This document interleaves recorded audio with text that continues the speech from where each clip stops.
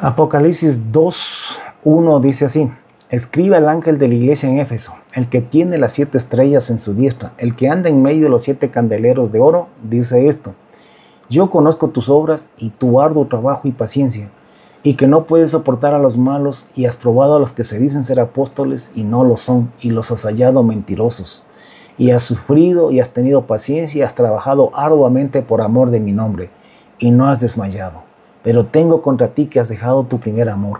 Recuerda por tanto de dónde has caído y arrepiéntete, y haz las primeras obras, pues si no, vendré pronto a ti y quitaré tu candelero de su lugar si no te hubieres arrepentido.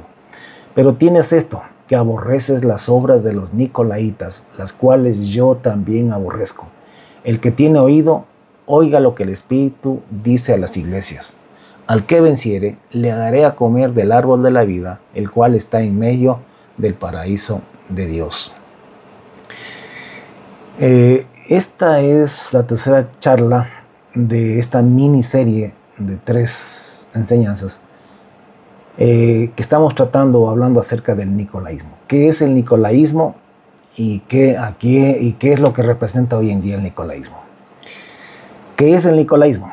El nicolaísmo es esa filosofía o creencia de que la iglesia debe estar gobernada como las demás organizaciones humanas. Y los nicolaítas son todas aquellas personas que predican y defienden esa filosofía o esa creencia dentro de la iglesia. A ver, para empezar, no podemos ni debemos desconectar la manera como Jesús se identifica o se presenta a la iglesia de Éfeso en el mensaje dado por él a esta iglesia, en lo referente a los nicolaítas. Jesús se presenta como el que tiene las 7 estrellas en su diestra y el que anda en medio de los 7 candeleros de oro. Con estas palabras Jesús deja muy en claro que los mensajeros, o sea, los pastores, son suyos, que estamos en sus manos para hacer su voluntad, para decir lo que Él nos manda decir, para ir y hacer lo que Él nos mande hacer. Y además, que Él es el Señor de la iglesia, porque Él la compró a precio de sangre, de su propia vida, que Él es el amo, dueño y Señor de ella. O sea, ni los mensajeros ni la iglesia estamos para hacer la voluntad de los hombres, ni de la asamblea de la iglesia, ni la voluntad de un directorio, ni la voluntad de una denominación u organización religiosa, ni siquiera para hacer la voluntad del gobierno de un país o de una nación. ¿Qué es el nicolaísmo? Es esa filosofía, creencia y práctica en la iglesia, contrario a lo que Jesús dice y enseña en el mensaje a la iglesia de Éfeso, aunque esta enseñanza también la encontramos en todo el resto de la Biblia. El nicolaísmo cree, enseña y exige que los mensajeros y la iglesia estén en manos de hombres en lugar de estar en las manos de Dios. Que los mensajeros de Dios, los pastores de las iglesias, sean colocados y quitados por los hombres, por la asamblea de la iglesia, por un directorio de una iglesia, por la organización religiosa o por el gobierno de un país. Que la iglesia sea gobernada y administrada por hombres, de la misma manera que se administra cualquier otra organización humana, ya sea religiosa o secular, llámese una cooperativa, una asociación de algo, una fundación o una ONG. El nicolaísmo exige que la iglesia se gobierne de acuerdo al sistema de leyes del gobierno de un país. En nuestro tiempo, ese sistema de gobierno es la democracia. Eso es el nicolaísmo, y los nicolaítas son las personas que promueven, enseñan y exigen esta práctica en la iglesia. Ahora, lo que tú y yo y los pastores y todos tenemos que entender es que si a ti te constituye como pastor de una congregación, ya sea la asamblea de una iglesia o el directorio de una iglesia o el directorio de una organización religiosa, tú tienes que entender que tienes que serle fiel al que te constituyó como su mensajero. Como también lo dice Hebreos 3, 1 y 2. Tienes que agradarles a ellos y hacer y hablar lo que ellos quieren que tú hagas y hables, porque ellos te constituyeron como su mensajero. Estás en sus manos y tienes que agradarles, porque si no hablas lo que ellos quieren oír, te echan, te mandan a la casa o a la banca. En cambio, el mensajero llamado y constituido por Dios, que está en las manos de Dios, está constituido para hacer y hablar lo que Dios le manda decir y para agradar a Dios. Y más que eso, él, el mensajero, solo entrega el mensaje que Dios le dio para la congregación. Escuchen o dejen de escuchar, les guste o no les guste el mensaje. Ese hombre está en la diestra de Jesucristo. Es un mensajero de Dios, solo es un mensajero y tiene que ser fiel al que le constituyó. Hablando de mensajeros, en Apocalipsis 2 y 3, Jesús le escribe al mensajero de la iglesia, no a la asamblea de la iglesia directamente, sino al mensajero, porque Dios habla al pueblo a través de mensajeros. Dios le entrega un mensaje al mensajero para que el mensajero lo entregue a la iglesia. Así es como Él hace las cosas. Así es como Él siempre lo ha hecho. Dios le entregaba el mensaje a Isaías, a Jeremías y a Ezequiel. Y ellos decían al pueblo, vino a mí palabra de Jehová diciendo, ve y diles a este pueblo tal y tal cosa. Dios no hablaba directamente al pueblo, utilizaba un mensajero. Un mensajero es una persona que recibe un mensaje de alguien y lo transmite o lo entrega a otra persona o personas. En este caso, el mensajero recibe de Dios el mensaje y lo entrega a la congregación. Pero se requiere que los mensajeros hagan bien su trabajo, o sea, que escuchen con mucha atención el mensaje que le entrega Dios y que lo transmita íntegro a las personas a quienes es enviado a entregar ese mensaje, sin quitarle ni añadirle absolutamente nada. Que no se tome el nombre de Dios para hablar lo que Él piensa, ni para decir lo que la gente quiere oír, sino para decir lo que Dios le ha mandado que diga al pueblo. Estrictamente eso. Además, se requiere que el mensajero sea diligente y valiente, que entregue oportunamente el mensaje y que no tenga miedo ni vergüenza de entregar ese mensaje, porque a veces el mensajero puede ofender a las personas a quienes es enviado con ese mensaje, o el mensaje puede parecerles ridículo y provocar burlas y aún agresiones hacia el mensajero. Jesús le dijo a Juan, escribe al mensajero. Los pastores en las iglesias son los mensajeros de Dios. Dios, por medio del Espíritu Santo y la Biblia, te da la palabra o mensaje para que se lo entregues al pueblo. El pueblo recibe la palabra o el mensaje de Dios, pero a través del mensajero, o sea, el pastor. Y se requiere que este mensajero o pastor haya recibido realmente un mensaje de Dios y luego que lo entregue fielmente como Dios se lo dio, sin quitarle ni añadirle absolutamente nada, guste o disguste a la iglesia. No se trata de agradarle a la gente y tampoco se trata de ofenderles, sino de entregar el mensaje tal como Dios te lo dio, ofenda o guste, y no tener miedo ni vergüenza por la reacción que la gente pueda mostrar al recibir el mensaje. Y por otro lado, la iglesia debe entender que su pastor es solo un mensajero de Dios, que no hay razón para enojarse con él por el contenido del mensaje que trae de parte de Dios. Que si tienes que enojarte con alguien, pues enójate con Dios. Que si tienes que enojarte por el contenido del mensaje que trae su mensajero, pues enójate con Dios y no con su mensajero. ¿Qué es el nicolaísmo? Es lo mismo que le pasó a Israel en los días de Samuel, como está escrito allá en 1 Samuel capítulo 8. Cuando la nación de Israel pidió ser gobernada por hombres limitados en lugar del Dios todopoderoso e infinito. El nicolaísmo es rechazar a Dios como el rey de la iglesia, quien la gobierna por medio del Espíritu Santo, y escoger que en lugar de Dios sean hombres limitados quienes la gobiernen. Es optar ser gobernados por una asamblea de la iglesia, por un directorio de una iglesia o por organizaciones religiosas, denominaciones, etc. Nicolaísmo es estar sujeto a una ley de cultos del gobierno de un país. Nicolaísmo es que la iglesia se gobierne por democracia en lugar de la teocracia. Yo sé que esto puede resultar difícil de entender y aceptar por casi todo el pueblo cristiano. Sé que la frase teocracia en la iglesia les suena extraño. Hemos nacido y crecido en congregaciones bajo este sistema humano llamado democracia y no podemos concebir otra cosa. Pero necesitamos recobrar el sistema teocrático para la iglesia, porque el tiempo al que estamos llegando lo exige. Lo entenderemos un poco de años más adelante.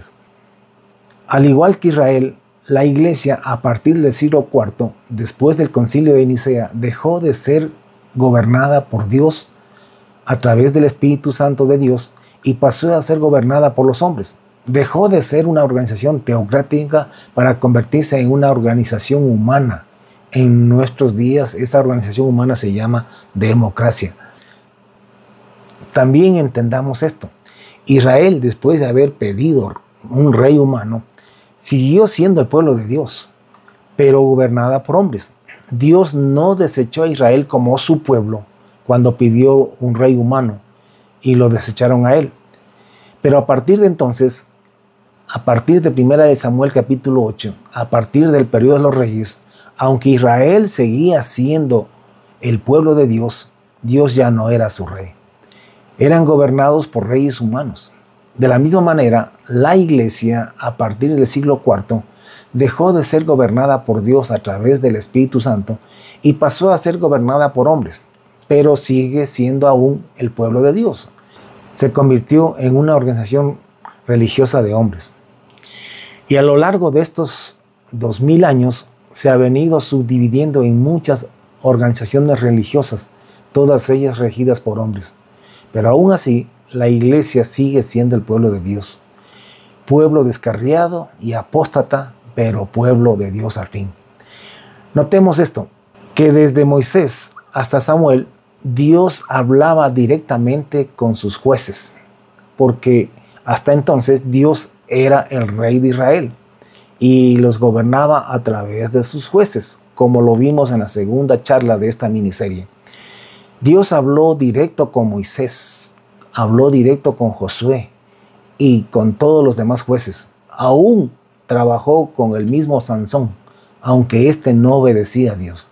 El punto es que Israel, el pueblo de Dios, era gobernado por Dios mismo como su rey. Es interesante notar que a partir del periodo de los monarcas o reyes de Israel, Dios dejó de hablarles de manera directa a los reyes humanos. En lugar de eso les hablaba por profetas mensajeros. Aún a David, Dios le daba instrucciones por medio de profetas, como Natán, por ejemplo.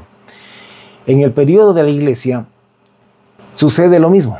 Aunque la iglesia desechó a Dios como su rey allá en el siglo IV, la iglesia sigue siendo aún el pueblo de Dios y Dios todavía habla a la iglesia por medio de hombres llenos del Espíritu Santo.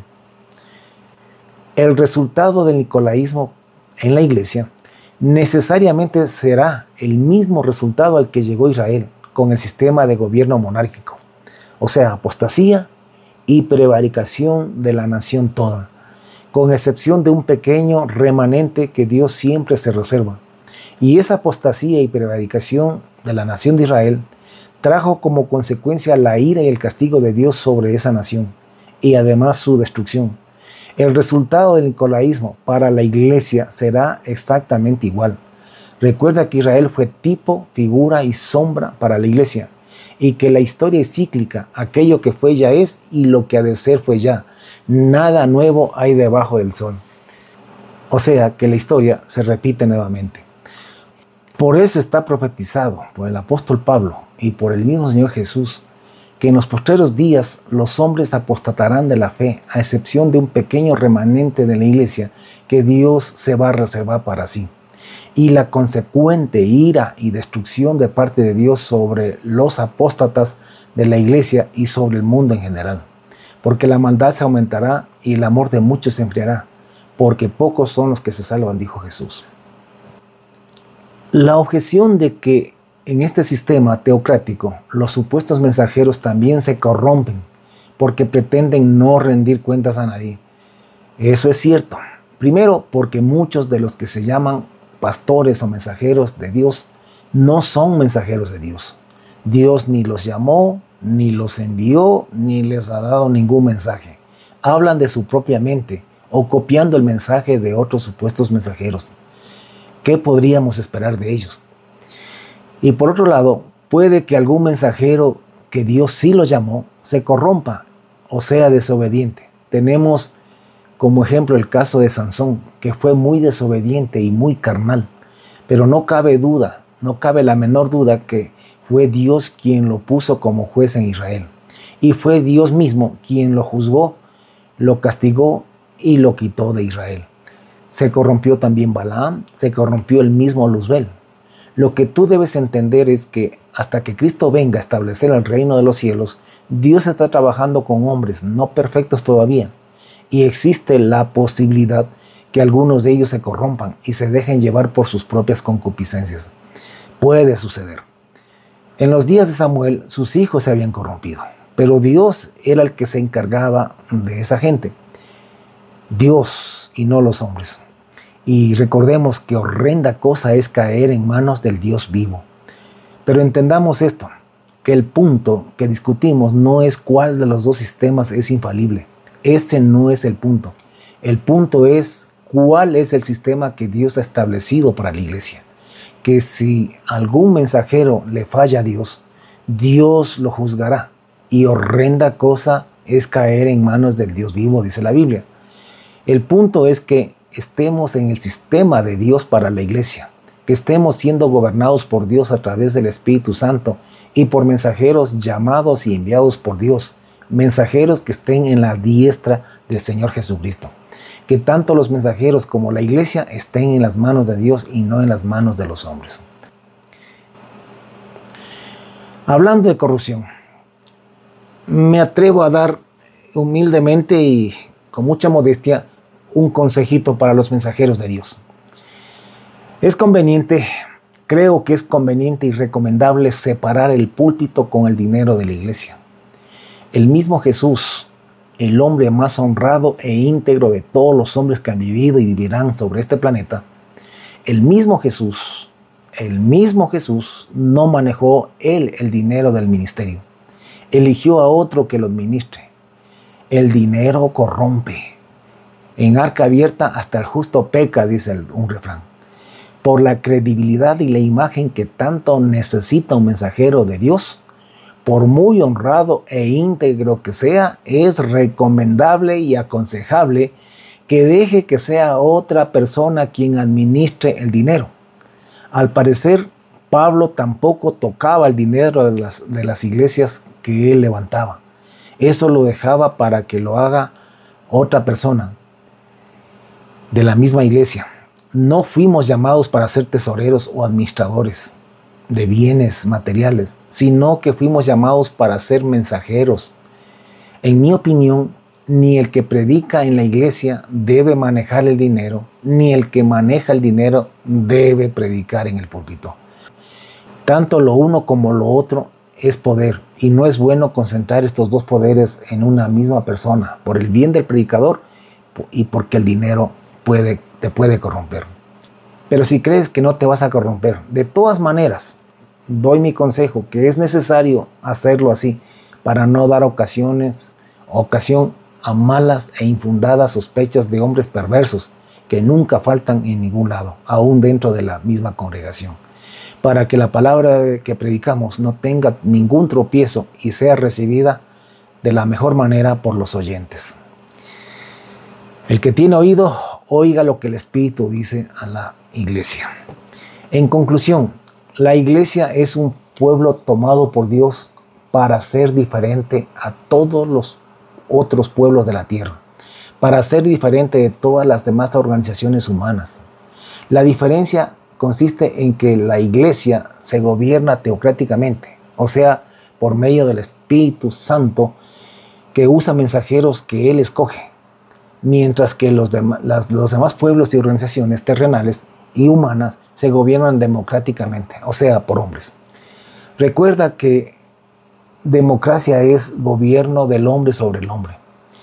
El punto que hay que destacar es que, aunque en el sistema teocrático también pueden fallar los hombres que Dios usa, al igual que también fallan los hombres, y aún más todavía en el sistema democrático, pues el punto es que Dios llamó a la iglesia para ser gobernada por Él, por medio del Espíritu Santo, aunque algunos de estos hombres llamados y puestos por Él le fallen.